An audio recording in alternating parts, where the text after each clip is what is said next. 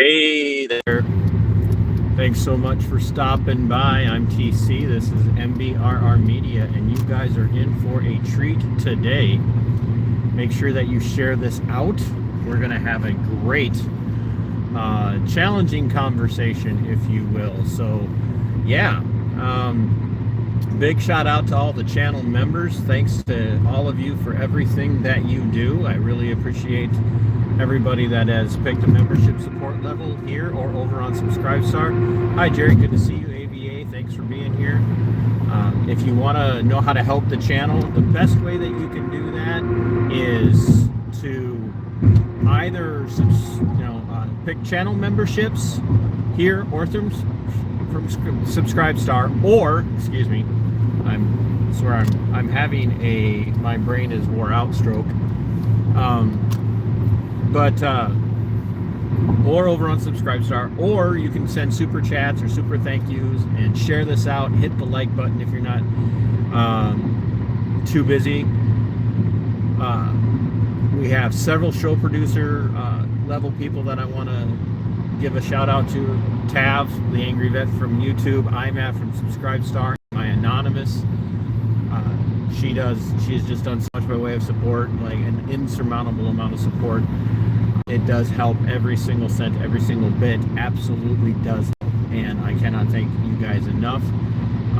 All the subscribers, you guys are great. Thanks to everybody who's been watching throughout the week. Go back and hit my shorts. I've put a short up every single day this week, Monday through Friday. The one that I put up today is about a Minnesota State Patrol trooper just blatantly ignoring the speed limit. And that ties in with all the coverage I've been doing about Minnesota State Patrol troopers over the last, let's just say last 2.5, 3 years in particular. So yeah, please check out all that stuff, share out the content. And now let's start talking a little bit about why we're here today. So what is the purpose of this live stream? As most of you know, I do quite a few live streams, different series. I try to do Monday Night Musings. I don't do that as a live stream much anymore. I do Libertarian Lowdown as a live stream, and then I do other live streams. And some of those live streams that I do involve going to city council meetings, county commission meetings, which we're working on doing. We're going to be trying to hit school board meetings, library board meetings. We're going to be trying to hit all of those meetings as much as possible and as much as time allows. It still allows me to have a life. But the one commonality for all of those meetings is the Pledge of Allegiance of the United States of America. And I've had some people notice that they cannot hear me reciting the pledge. You will not find me on camera reciting the pledge, and you will not hear me on camera reciting the pledge. And people who did recite the pledge for quite a few years, up until about 3-4 years ago, really got on my skin. It really, really upset me. And I had to stop, had to sit back, and I had to think about why on earth do we say the Pledge of Allegiance? What's the history of the Pledge of Allegiance? Why does it matter? What has been the focus of the Pledge of Allegiance from day one? And I was very shocked by just how pervasive and wicked the intent of the Pledge of Allegiance was from its outset. So we're going to address a couple of things here as we lead up to 1892, when Francis Bellamy, the author of the Pledge of Allegiance, published it on the 400th anniversary of Columbus discovering America. But what we have to address is some historical and philosophical perspectives on how the United States was viewed by the people who founded the United States. Did the people who founded the United States see us as a nation or see us as a republic? And those things may sound synonymous, but they're actually not synonymous. The United States was never intended to be viewed as a nation. It was always intended to be viewed as a republic, a constitutional republic. a federalist republic, and or a federal republic. And nations are different. So to have a nation is to understand the word nation the way it was intended to be understood and its roots. And the etymology of the word nation comes from the ancient Koine Greek, which is ethnos. Ethnos is the word in Greek for nations, and it doesn't mean a geopolitical organization. It means people. And it's where we get our word ethnic from, right? Does it make sense? Ethnos, we derive ethnic from the word ethnos. And so the United States was never intended to be seen as an ethnos. And even the original inhabitants of North America did not have a national view. They did not have it the same way that others would. They saw themselves as distinct ethnic people, which is why they, in Canada, it's very heavily referenced as First Nations. Not First Nation, but First Nations. Because all of the individual Native American tribes had different ethnic backgrounds, different ethnos. They considered themselves different nations. So we were never intended by the founding fathers of the Republic to be a nation. We never referred to the United States as a nation until after the American Civil War, which, by the way, is a term I hate. It was not a civil war. It doesn't even meet the definition of a civil war by any stretch of the imagination. And it wasn't a war to protect the nation, and it was definitely not a war to save the Republic. And it was under what has been come to be known as a proposition nation, where America as a republic became known as an ideal. You'll hear people, America is an idea, right? America is not an idea. America, North American country of America, the United States of America, is a republic, and up until the American Civil War, it was referred to as a republic of these several states. Huge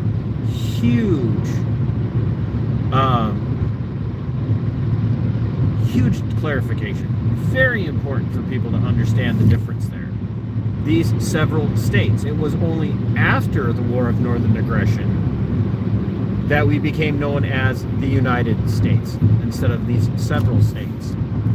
And that's when it became common and predominant to refer to the U.S. as a nation instead of a republic. And so, after the Civil War, Francis Bellamy, who was a Baptist pastor, Baptist minister, he was also a socialist. Francis Bellamy was a socialist, a Christian socialist.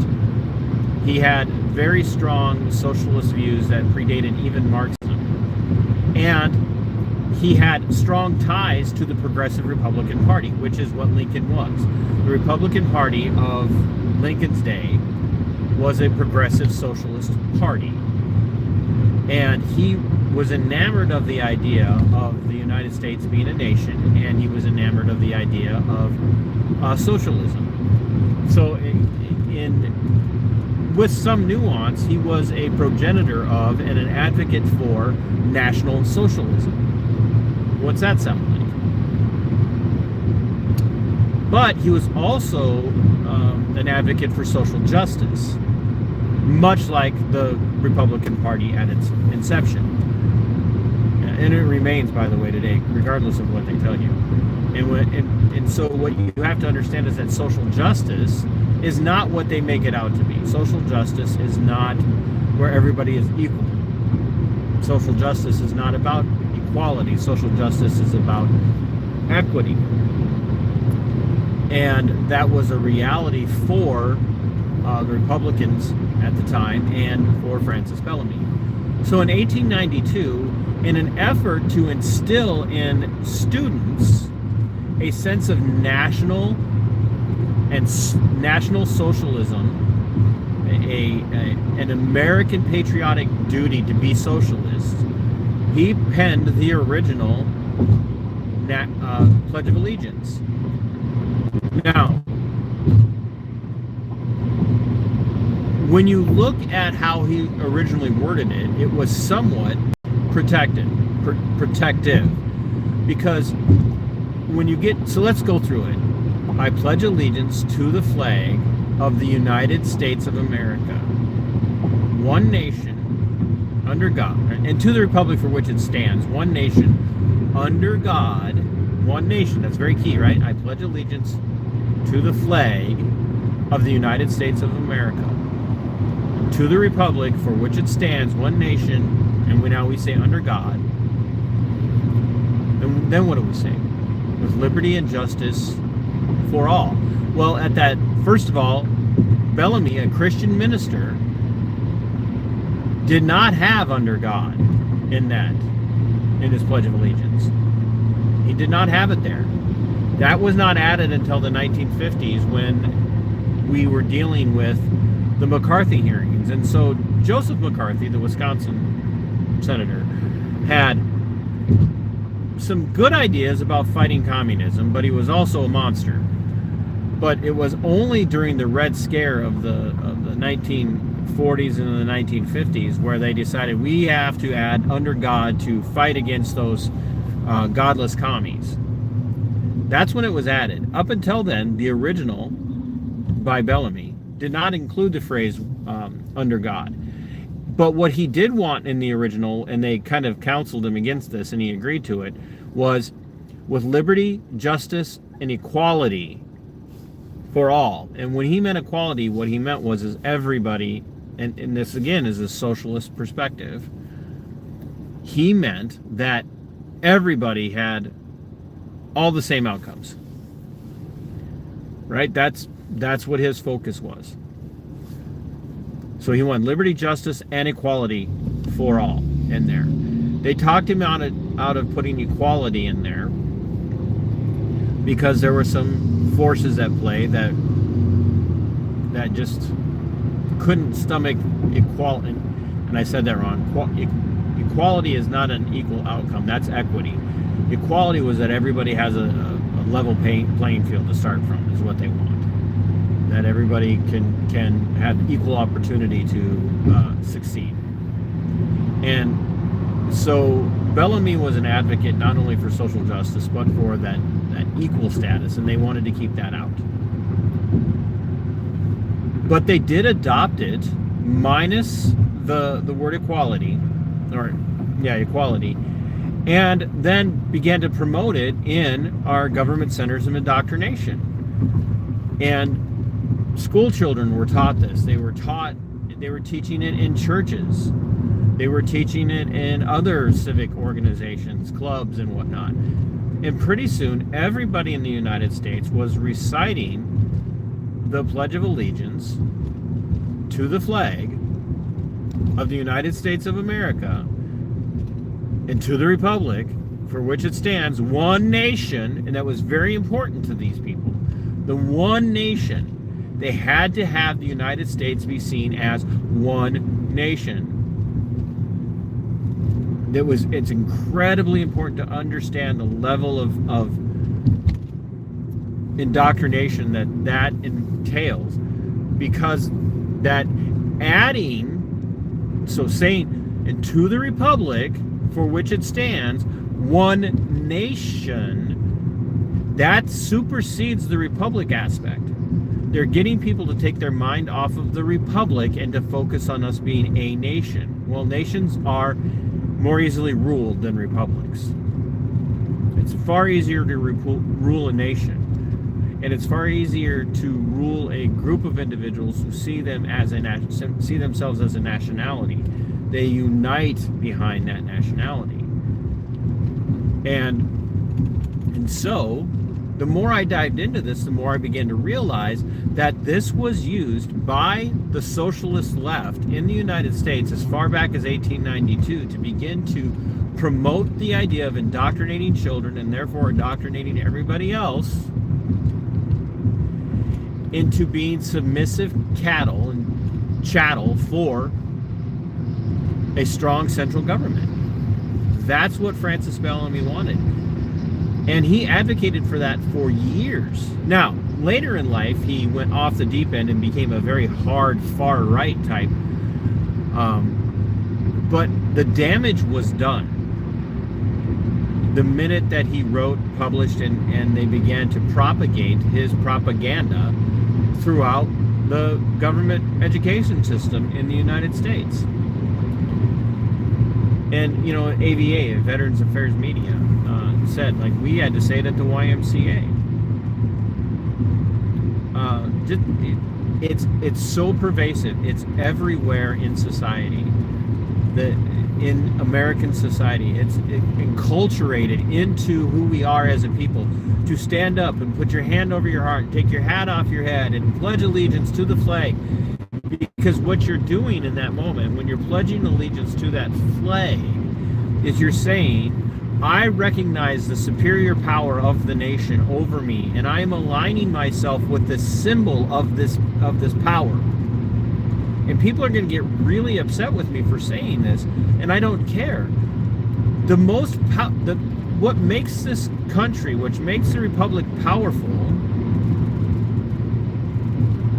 which makes this country powerful, is the individual. It's not the unity and the likeness and the sameness of who we are.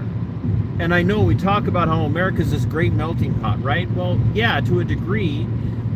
People from all over the world came to the United States, and they melted into this melting pot of individualism. America was a country of rugged individualism. It was founded as a country of rugged individualism. The founding fathers believed in rugged individualism. They made a lot of mistakes, folks. They made a huge amount of mistakes, especially when it came to, you know, how we address slavery. They made a huge amount of mistakes when it came to how they addressed the native population, the Native Americans that were here first. They made mistakes, wicked mistakes, but they still believed in rugged individualism. And so people were coming here from other countries where rugged individualism was not recognized. So when they would come, they were expected to meld and mold into and melt into that ideal of rugged individualism.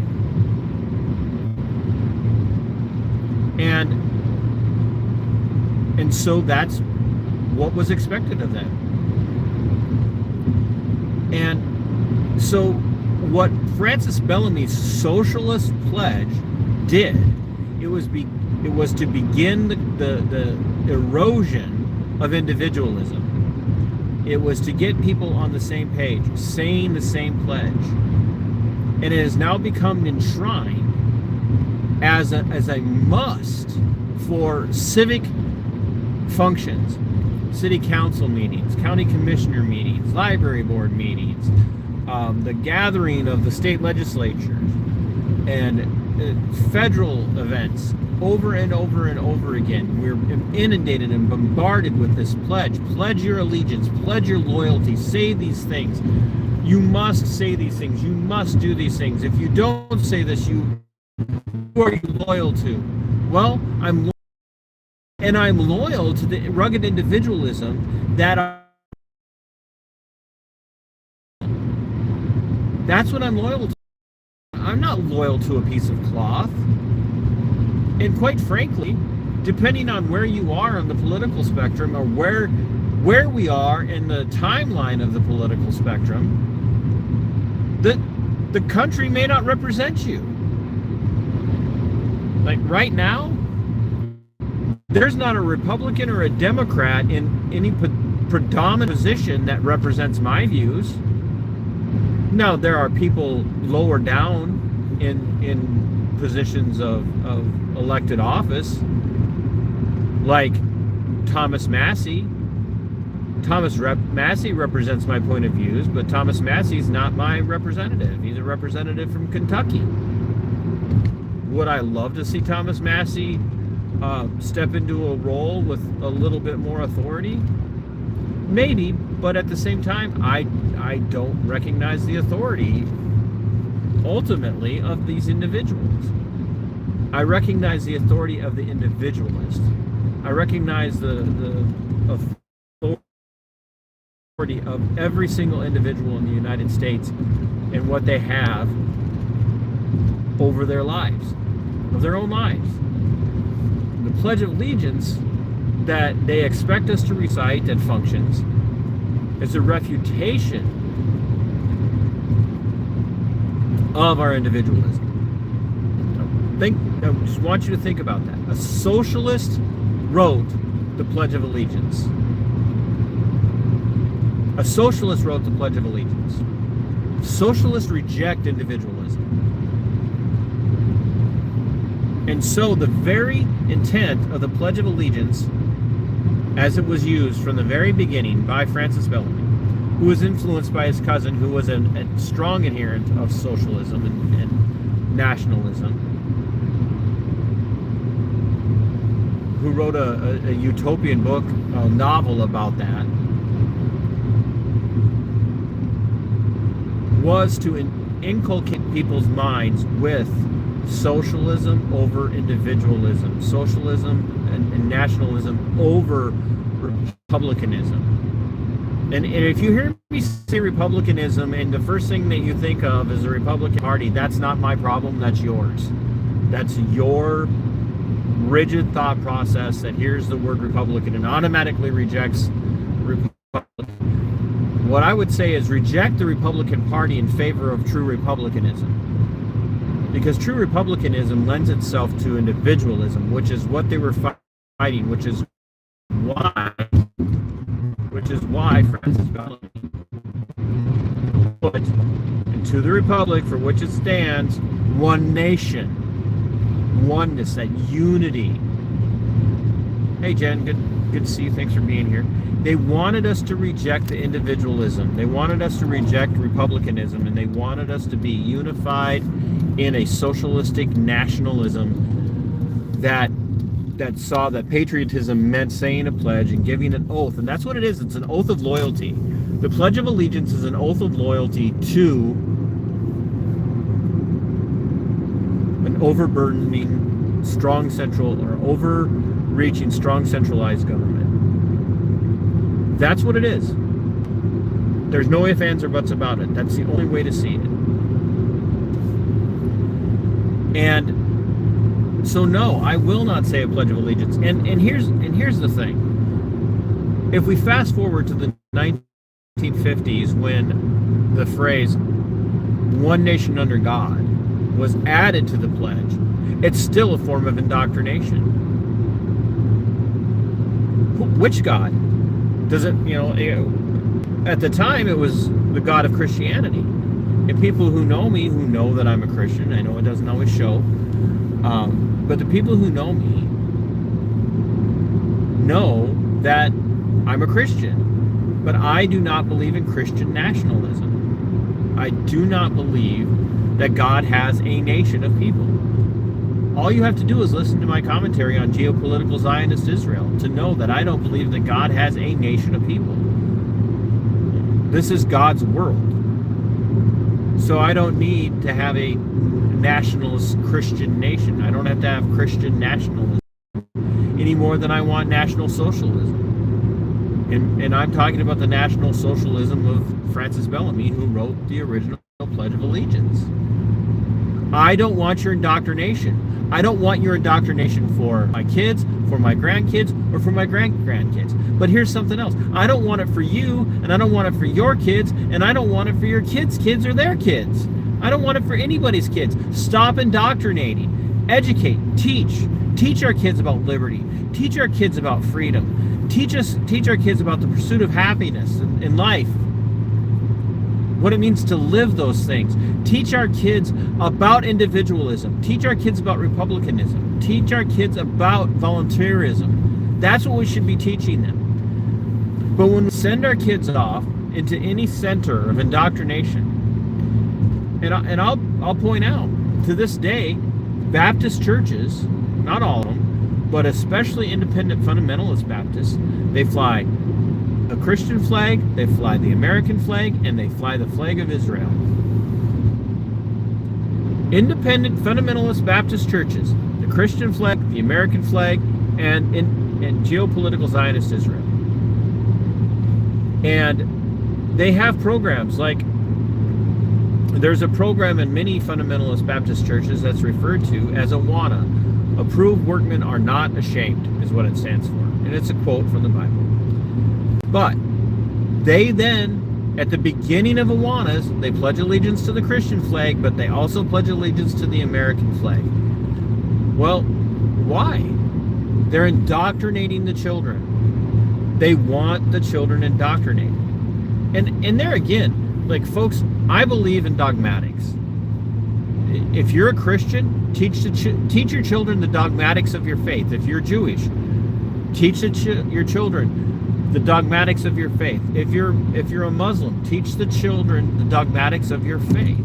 If you're not any of those things, if you're some other religion or no religion, teach the children that you have the dogmatics of your belief system. That is not indoctrination. That is not propagandizing your children. But when you send your children off, whether it be to a church or to a school or to any kind of government function or any other civic function, and they sit there and they expect your children to be obedient and recite these pledges, they're being indoctrinated, they're being propagandized, and you're allowing that to happen. And sooner or later, no matter where you send them to, no matter what you send them to, your children are going to come back to you and they're going to be indoctrinated, because when you put people together in a group and you indoctrinate them with a loyalty oath, they're going to come back and expect you also share that oath with them, because your mom and dad, your grandma and grandpa, and if you sent us to this place, you sent us to this program, you sent us to do this thing, and we are learning this loyalty oath, this pledge of allegiance, why aren't you saying it? Or if you are, maybe you are saying it, but are you thinking about what you're saying? You're not. Because you were taught it the same way that I was taught it. You were taught it the same way that everybody in the room with you right now was taught it.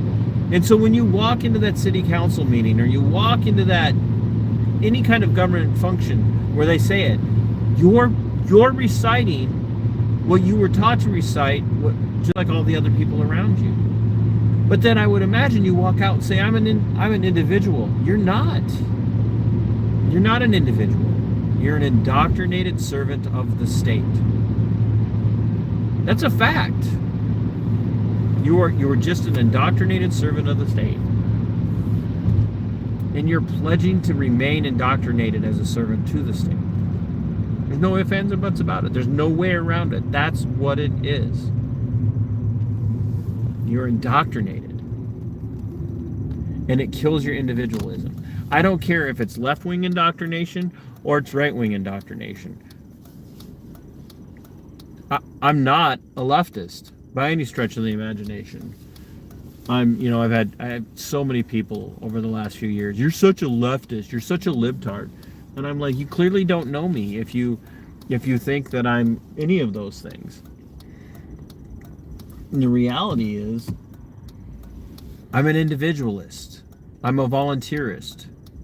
I'm an anarcho-capitalist. I believe that we're all far better off without the government, period.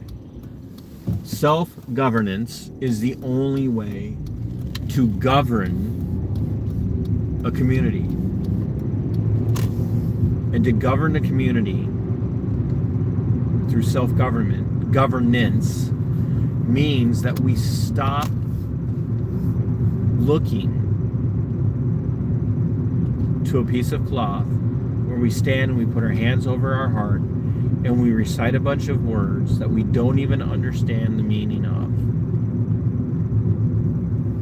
and pledge our allegiance to a nation that is failing us.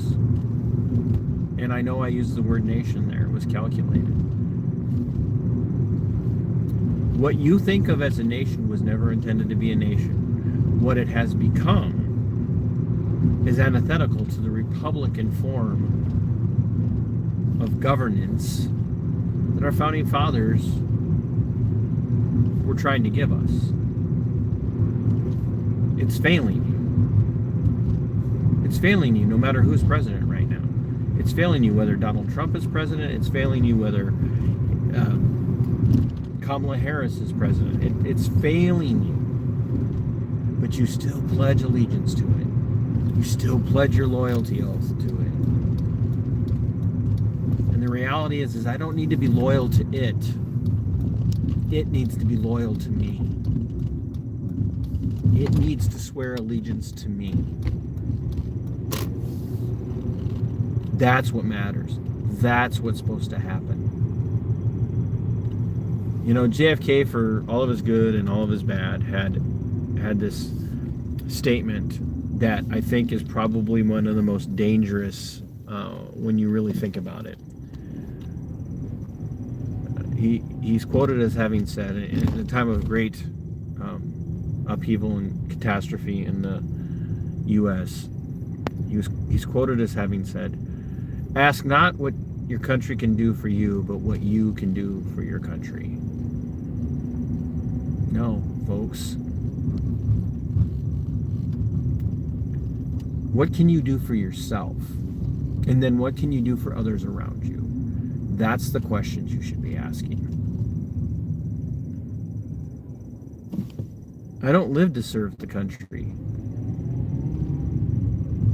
I don't live to serve the government. I'm not loyal to the government. The government should be loyal to me. And Benjamin Franklin is oft-quoted as having, upon walking out of the Philadelphia Convention Center, and it was a convention center, and that's where the Constitutional Convention was held. As he's walking out, an old lady asked him in the crowd, "Mr. Franklin, what kind of country have you given us?" And his response to her was, "Madam, a republic, if you can keep it." The only way to keep the republic is through rugged individualism. That's how we keep it. And if you're really interested in keeping the republic, if you're really interested in keeping your freedom, if you're really interested in keeping your liberty, if you're really interested in the pursuit of life and liberty and happiness, fight for your rugged individualism. Stop pledging loyalty to a government that does not give a shit about you.